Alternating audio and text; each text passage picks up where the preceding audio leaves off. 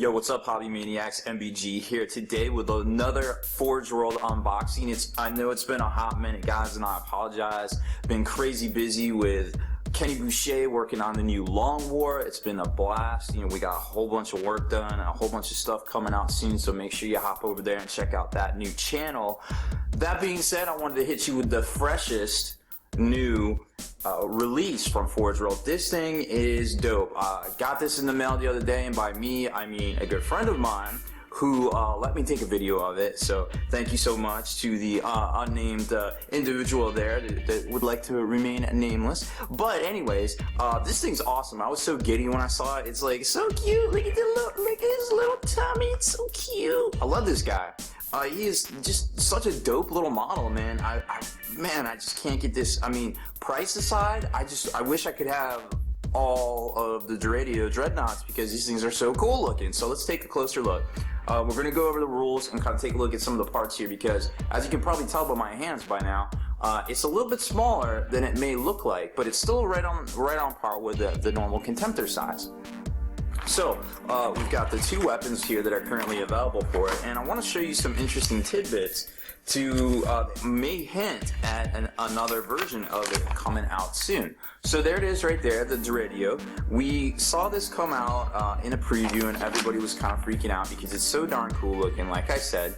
Here's the instruction manual, and just a real quick, you know, it isn't a whole lot of parts, but the one thing I wanted to show you was that these 2 feet right here, 8 and 9, are called brace right foot and brace the left foot. And what that indicates to me, perhaps, is the fact that there may be other feet out there, and if there's other feet out there, there's probably some moving poses and things like that. So that really got me interested, you know, if that is the case altogether, because the Contemptor comes with 2 different sets of feet. So why wouldn't this come with 2 sets of feet? Well, it's just kind of standing there braced, you know, kind of shooting. So you know, it's really hard to say at this point. Another thing I wanted to show you too is this kit may not be 100% for, you know, beginners when it comes to Forge World, because when you look at the instructions here, and interesting enough, you don't get instructions with the weapon systems, which I don't know why you'd be buying the weapon system separately, but you may have to do a little heating of the ammo feeds here. It gives some precise instructions, you know, assemble the weapons separately from the model, carefully heat the ammo feed using either a hairdryer or immersing it in hot water. When it's flexible, hold the weapon similarly in place in the model. Once it is cooled, glue it in place. Now, I've worked on some models recently, the Vorax for Adeptus Mechanicus, where you had to actually glue one section of the feed into the weapon, and then it actually kind of, it was so long and thin that when you applied the heat, it kind of bent and did this little like flip over bow thing where it would flip, and then you would basically glue it into the ammo feed in the back. Very similar to what you see here, but more extended and kind of like had a little bit of a flip to it. So this is a little bit thicker of a material, and I'll show you that in a second, but you know, you definitely want to be very careful with it. So, without further ado, let's take a look at the Deredeo Dreadnought itself. There it is. And like I said, it's a little bit smaller. I mean, it's slightly bigger than the Contemptor, because the Contemptor comes in a 60mm base. Here you can definitely see that that is not a 60mm base. Well, I guess you can't definitely see it, but you definitely have to take my word for it in this video, right?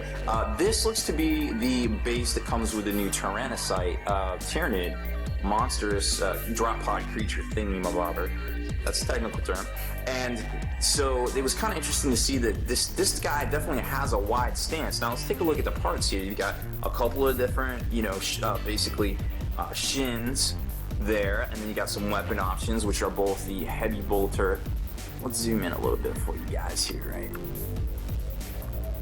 Okay, so then you've got the heavy bolters and the flamers, which go, of course, in the kind of groin region. Then you got the 2 different feet, which they're actually pretty big. If you kind of look at those right there, that's actually rather large for a foot. So it's some of the bigger parts of it. Then you've got the actual torso itself, a couple of knee pads, the head, and the back, the exhaust. And here's the hips. They don't lie. And right there is the torso section. So overall, it's not exactly a big model, you know, per se. And like I said, it's, you know, roughly on a larger than 60mm base. This is a normal dice size, just to kind of give you an idea. of about how big it is. So that being said, it doesn't take away anything from it in my opinion. It's a very cool model. It's very well detailed. You can tell that you know, it's got all these studs and things like that in it. You've got all this vents, very well detailed. Look at the wiring and things like that. This, you can tell this is a pretty fresh cast because you're not getting all of that, you know, mold chunks in here where the mold actually started breaking apart and catching.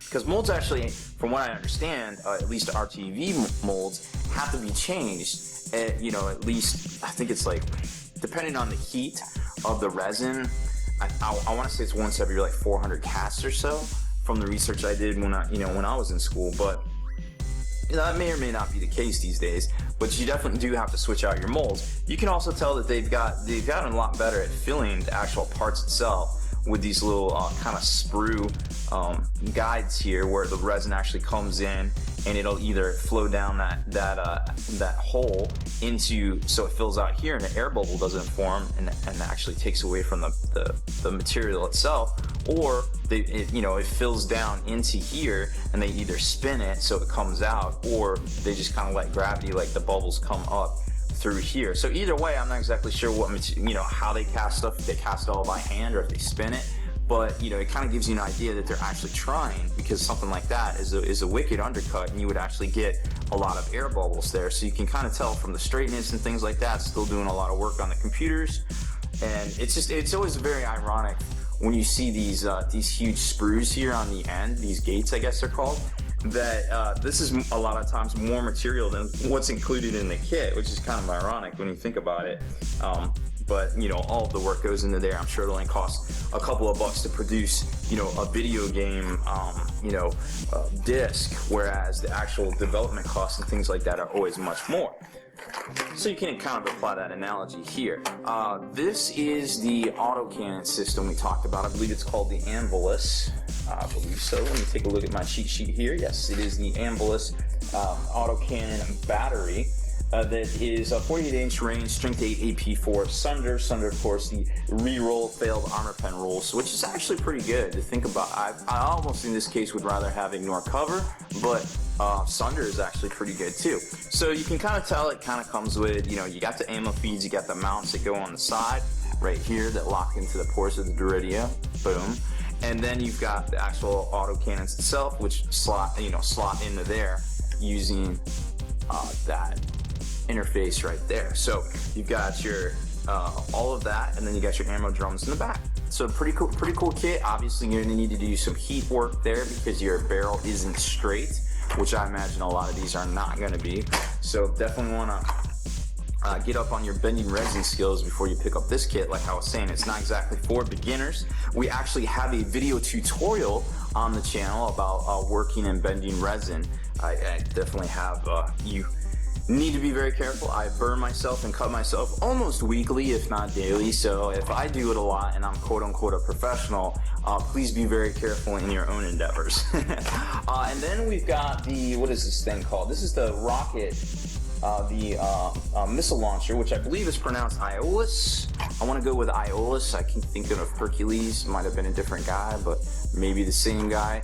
I believe it has something to do with a Greek wind god. I know there's some conflicting things. I remember reading something in the Odyssey. I don't exactly remember. Something to do with wind or wind spirits, which is kind of funny because of course it's a missile launcher, i.e. the whirlwind. So that kind of makes sense, I suppose. This is a range 60, strength 6 AP3 pinning and independent tracking, so it could shoot at a different target than the Deredeo itself. But you know, I think it's a good weapon system. I think it's very cool looking. This looks like it slots into your normal spot. Well, it would go right up here, but that looks to be about the size of a normal like Rhino turret or something, or a Rhino hatch rather. Something very small in that regard. Definitely not as big as like a Razorback collar, you know, on the back of a Predator or something like that. So be careful if you're picking this thing up to do a conversion. It may be a lot smaller than you expect. But that being said, it definitely would be cool to put, you know, maybe on a Rhino chassis, like right there where the pintle-mounted storm bolter or something like that will go. So just to kind of give it a fresh look. Now let's take a look over. It's obviously a very cool model. I definitely recommend picking one up. It has experimental rules on Forge World's site. It's not 40K approved. Well, it is 40K technically approved experimentally, but not 100% approved because it's not technically in a book yet. But I'm sure we will see that here in the near future. So let's just do a rundown real quick.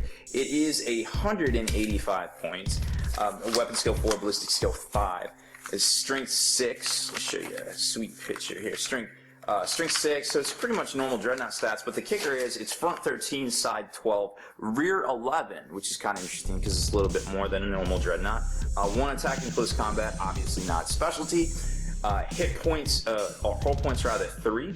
It does have the helical targeting array, which basically gives it a boost if it stands still, that it gets Skyfire, which is always super fun, right?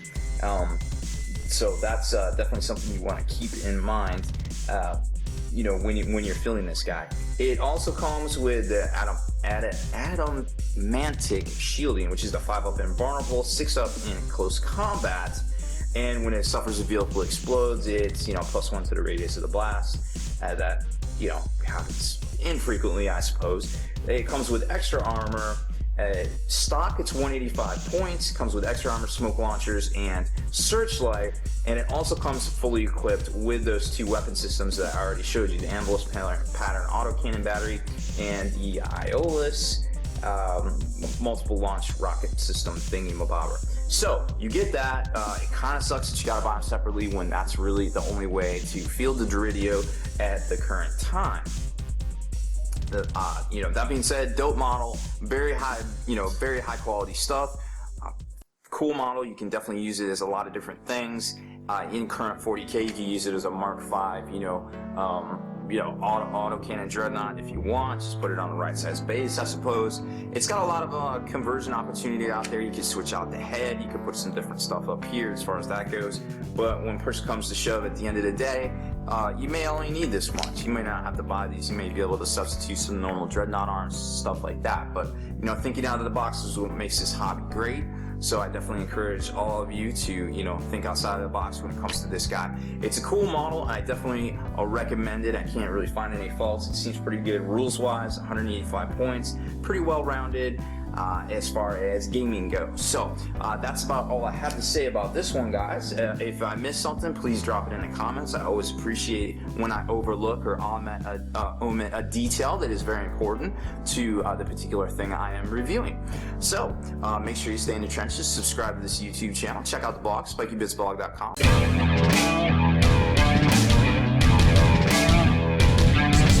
Spiky Bits.